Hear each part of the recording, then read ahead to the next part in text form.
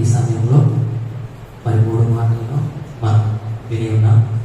4వ మాటగా యేసుక్రీస్తు ప్రభు శిలువలో ఆయన బాధను అనుభవిస్తూ ఆయన కలిగిన శ్రమను బట్టి, ఆయనకున్నటువంటి ఆ బాధను బట్టి ఆయన ఎవరితో కూడా ఆయన అక్కడ మాట్లాడట్లేదు. కానీ ఎదురుగా ఉన్న శిష్యులతో కానీ, తన తల్లిదండ్రులతో కానీ, తన బంధువులతో కానీ, రక్త సంబంధులతో కానీ ఆయన మాట్లాడట్లేదు. కానీ ఆయన ఎవరితో మాట్లాడుతున్నాడు, ఎవరితో పలుకుతున్నాడంటే అది మత్తయి సువార్త 27వ అధ్యాయం 46వ వచనంలో చూసినట్లయితే,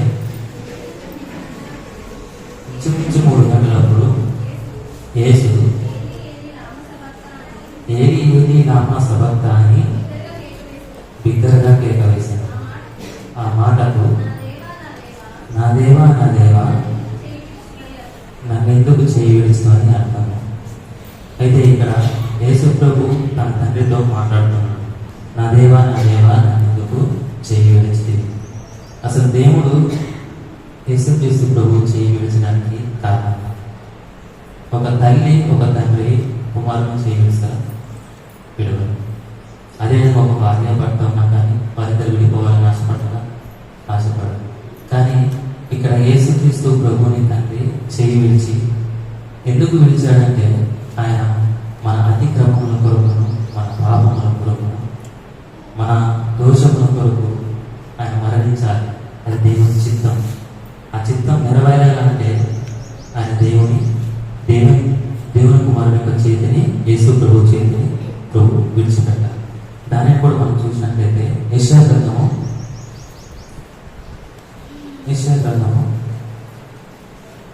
53వ అధ్యాయం 6వ వచనం.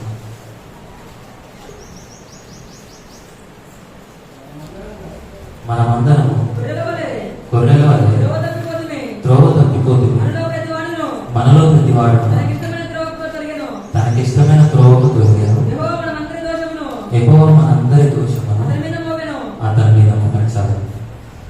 ఇక్కడ యెషయా గ్రంథము అంటే ఆయన ఒక పెద్ద ప్రవక్త. ఆ ప్రవక్త ద్వారా ఆయన చెప్పిన మాటలు లేఖనముల ప్రకారం నెరవేరాలని ముందుగానే ఆయన రాయబడినాడు.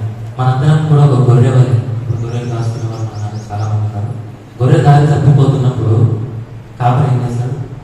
తన తీసుకుందాన్ని ఒక దారిలోనికి నడిపిస్తాడు. ఆ విధంగా దేవుడు మనకు ఒక కాపరి ఉన్నాడు కనుక మన దారి తప్పిపోయినప్పుడు తన సొంత కుమారుణ్ణి ఒక బలిగాను, ఒక బలి అర్పణగాను ఈ భూమి మీద పంపించింది. ఆ బలి అయినటువంటి దేవుడే మన యేసుక్రీస్తు ప్రభు. అయితే మన పాపములను, మన దోషములు అన్నీ కూడా మనం భరించకుండా, మనం అనుభవించకుండా ఆ యేసుక్రీస్తు ప్రభు మీద ఆయన ఉంచిన్నాడు. ఇప్పుడు ఇందాక పాస్టర్ గారు చెప్పారు, కుమారుడు తప్పు చేస్తే ఎవరినట్టు? కుమారుడు తప్పు చేస్తే ఎవరినట్టు? తల్లిదండ్రులు అన్నారు. అదేవిధంగా మనం ఆయన కుమారులను, ఆయన కుమార్తెలను కనుక ఆయన మీద మన మీద ఆయన పాపాన్ని మోపలేదు, మనల్ని శిక్షించలేదు. కానీ ఆయన కుమారుడు అంటే యేసుక్రీస్తు ప్రభు మీద మన దోషాన్ని, మన పాపాన్ని అంతటినీ కూడా ఆయన మీద పెట్టి ఆ కలువరి శిలువలో మరణించడానికి ఆయన చిత్తమైనది.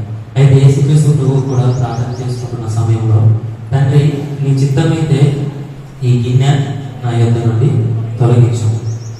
గిన్నె అంటే ఏంటంటే ఆ గిన్నెలో ఉన్నది, దానిలో ఉన్నది ఏంటంటే మనం చేసిన దోషములు కానీ, మన పాపంలో కానీ అవన్నీ కూడా ఉన్నాయి. ఆ పాపం నుండి, ఆ దోషం నుండి మనం విడుదల కావాలంటే యేసుక్రీస్తు ప్రభు శిలువలో మరణించాలి. దేవుడు మనకు దూరంగా ఉండాలి. అదేవిధంగా ఈ ఎడబాటు, ఈ దేవుని నుండి దూరం అవ్వడం అనేది అది ఇప్పుడు జరగలేదు. ఆదాము అవ్వలు ఎప్పుడైతే భూమి మీద నుండి దేవుని మాట వినకుండా వారు దేవుడు చెప్పిన ఆజ్ఞకు వ్యతిరేకంగా తినొద్దన్న పనులను తిన్నప్పుడే దేవుడి నుండి ఎడబాటు అనేది కలిగింది. అది ఏ విధంగా కలిగిందంటే, దేవుడు మొదట వారు నిర్మించినప్పుడు చాలా మహిమ స్వరూపంతో, చాలా దేవుడితో ముఖాముఖిగా మాట్లాడుకునే అవకాశం వాళ్ళకు ఉండేది. కానీ ఎప్పుడైతే వాళ్ళు ఆజ్ఞను అతిక్రమించి చెప్పిన పని వినకుండా వాళ్ళు వ్యతిరేకంగా చేశారో, తాను ఇచ్చిన మహిమను కోల్పోయారు. ఎడబాటు కారణం మరి ముఖ్యంగా ఏంటంటే పాపం. మన పాపం మనం ఎప్పుడైతే తప్పు చేస్తామో, ఎప్పుడైతే పాపం చేస్తామో ఆ సమయంలో పాపం అనేది జరిగింది. దేవునికి మనకి ఎడబాటు జరుగుతుంది అని అంటే మనం ఏదో ఒక లోపం ఏదో ఒక పాపం చేసిన వారి ఉండొచ్చు. అయితే ఇక్కడ మళ్ళా ఆదికాండము 4వ అధ్యాయం 14వ వచనంలో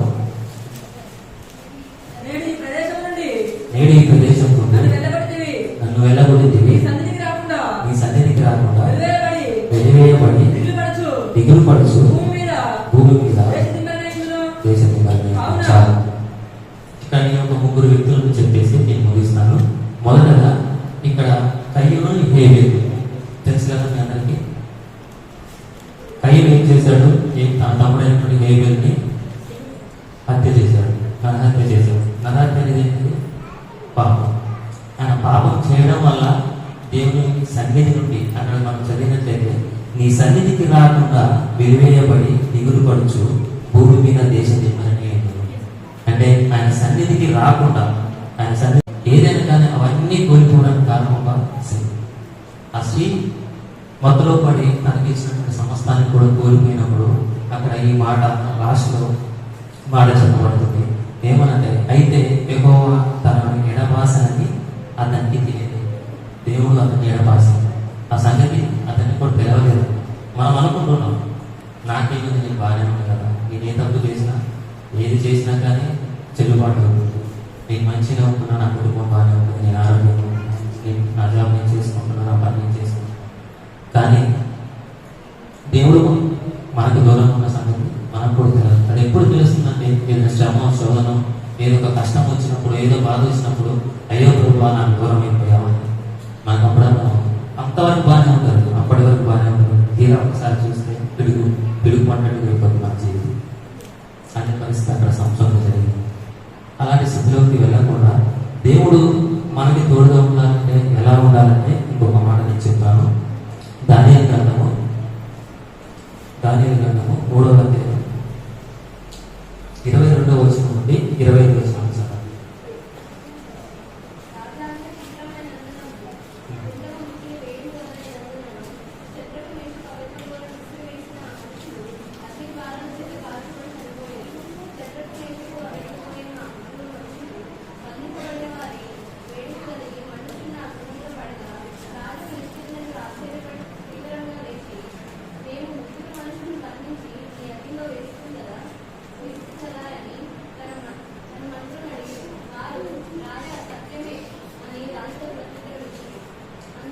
అందుకు రాజు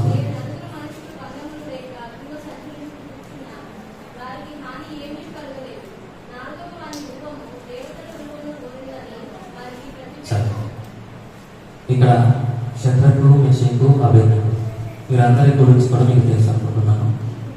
నెబుకద్నెజర్ రాజు ఒక విగ్రహాన్ని నిర్మించి దానికి నమస్కారం చేసిన వారిని బ్రతకనిస్తా, లేకుంటే వారిని తీసుకెళ్ళి నేను అగ్నిగుండంలో పడవేస్తానని ఆయన ఒక రాజాజ్ఞ అనేది ఆ దేశంలో ప్రకటించడం జరిగింది. అలాంటి సందర్భంలో మరి దేవుని కొరకు దేవుని పక్షంగా నిలబడినటువంటి వ్యక్తులు 3 ఉన్నారు. వారే శద్రకు మెషకు అబేద్నెగో. వారు ఏం చేశారంటే దేవుణ్ణి విడిచిపెట్టకుండా, దేవునికి దూరం కాకుండా, సరే రాజు ఏ ఆజ్ఞ ఇచ్చినా నేను నమ్మిన రాజు అయితే మేము నమ్మిన రాజు మమ్మల్ని విడిచిపెట్టాడు, మేము నమ్మిన దేవుడు మమ్మల్ని వదిలిపెట్టాడు. రాజు మాట విని మేము రాజుకు లోబడి ఆయన చెప్పినంతా చేస్తే, ఆయన విగ్రహాలను అర్పించిందని మేము తిని పాపం చేస్తే దేవునికి మేము దూరం అయిపోతాం, దేవుడు మాకు దూరం అయిపోతాం అని వాళ్ళు చావో రేవో ఏదైనా కానీ మేము చచ్చినా దేవుని కొరకే, బ్రతికినా దేవుని కొరకే ఆయన ఒక తీర్మానం తీసుకొని ఆ యవనస్తులు 3 ఆ రాజుకి వ్యతిరేకంగా దేవునికి లోబడి దేవుని కొరకు నిలబడిన తర్వాత వీరు ఎందుకు ఈ విధంగా చేస్తున్నారని రాజు వారిని పిలిచి అడిగినప్పుడు అక్కడ ఈ మాటలు మనకు తెలుస్తుంటారు. వారి 3 కూడా కాళ్ళు చేతులు పట్టుకొని ఆ అగ్నిగుండంలో విసిరేసిన పట్టుతో సహా విసిరేసినప్పుడు ఆ అగ్నిగుండంలోకి వెళ్ళినప్పుడు అక్కడ 3 కనబడట్లేదు, 4 కనబడలేదు. ఆ 4 వ్యక్తే మన దేవుడైన పరిశుద్ధాత్మ. ఆయన నమ్ముకొని ఆయన కొరకు నిలబడినట్లయితే ఆయన మన పక్షాన్ని నిలబడతాం. ఎవరో ఈ లోకంలో మనకి అన్నీ ఉంటాయి, అందరూ వస్తారు. ఏమీ లేని ఉంటాయి, ఎవరు రాదు. ఎవరికి ఎవరు ఈ లోకంలో నాకు పాట అన్నీ ఉంటే అందరూ వస్తారు. ఏమీ లేకుంటే ఎవరు కూడా మన దగ్గర కూడా రాదు. మీ దగ్గర ఆస్తి అంతస్తు అన్నీ ఉన్నాయనుకోండి, అందరినీ అయిపోతాయి. యోగు పరిస్థితి కూడా మనం చూసినట్లయితే ఆయనకు అన్నీ ఉన్నప్పుడు అందరూ ఉన్నారు. ఆయనకు అన్నీ కోల్పోయిన తర్వాత తన భార్య కూడా నువ్వు ఎందుకు బతుకుతున్నావు, ఇంకా దేవుని దూషించి చచ్చిపోరాదు, తన సొంత భార్య. కానీ ఆయన మాత్రం దేవుని వదిలిపెట్టాడు. ఎన్ని శ్రమలైనా ఎన్ని శోధనైనా మన కుటుంబస్తులే అపవాది ఎక్కడి నుంచి మనం శోధించాలి, మన పక్కన ఉన్న వారి నుంచి శోధిస్తాయి. దేవుని నుంచి మనం దూరం చేయాలి, దేవుని నుంచి ఎడబాటు కలగాలని, విడిపోవాలని, ఆయనతో సహవాసం చేయొద్దు అని చాలా విధాలుగా మనం ప్రయత్నిస్తుంటారు. కానీ మనం మాత్రం అలాంటి స్థితిలోకి వెళ్ళిపోదు. ఇంకోటి, దేవుడు మేలు చేస్తేనే మంచి చేస్తే దేవుడు అనుకుంటాం, చెడు చేస్తే దేవుడు లేడు అనుకుంటాం. దేవుడు లేడు, దేవుడు మన దగ్గరగా లేడు, ఆయన ఏం చేయట్లేదు, ఏం దేవుడు అని కూడా మనం అనుకుంటున్నాం. కానీ నా జీవితంలో కూడా ఒక ముఖ్యమైన విషయం, నవంబర్ 25వ తారీఖున మా అమ్మగారు